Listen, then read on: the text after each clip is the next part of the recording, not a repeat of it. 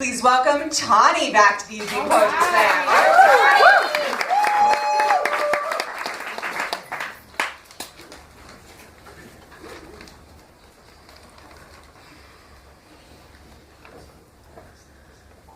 I found him in my bed, haunted as though each of the chambers of his heart were a room infested with phantoms, and for a moment I forgot.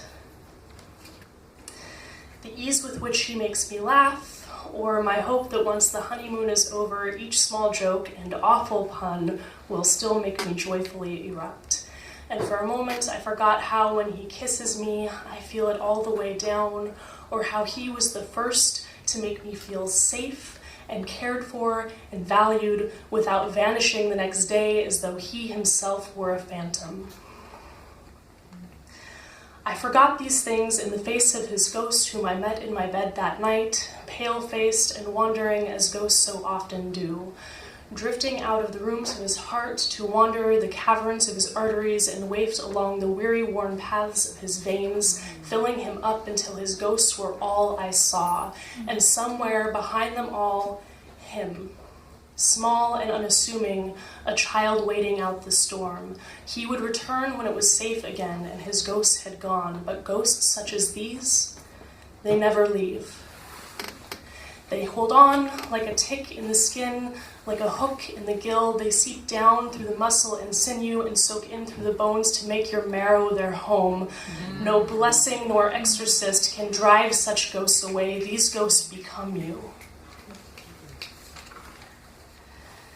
And there they were, all wrapped up in my bed, and I forgot everything but what we were. He, but a man, and I, his shelter, curling around him in an effort to shield him from such hauntings. With the weight of my body and the heat of my skin, I held his ghost to me. Ghosts do not scare me, I whispered into their phantom ears. Ghosts, their company I keep. They haunt me in my sleep, follow me on the bus, in my car, winding around the world in ever-narrowing circles. I keep ghosts of my own. My ghosts become me, I told him, whispered through the ghost that had become him to reach him where he lay, waiting out the storm.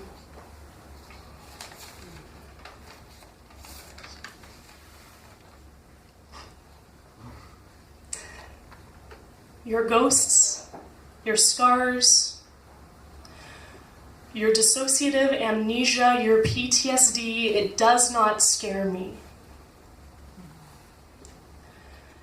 And when he told me these haunted house stories, I listened as best I knew how and I held his hand to keep him near.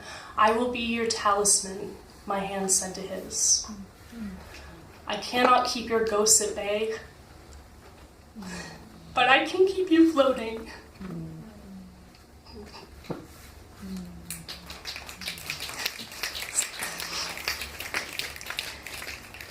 And when his voice began to shake and break, and his eyes, staring not at me but at the ceiling, began to grow wet and red, I thought him so beautiful, and when he could no longer speak, I kissed him. Ghosts do not scare me, my lips said to his, for I am haunted too. Let our ghosts keep each other company, for the skies are a sea of phantoms. And when the rooms of your heart flood, as they surely inevitably will, I will not let you drown.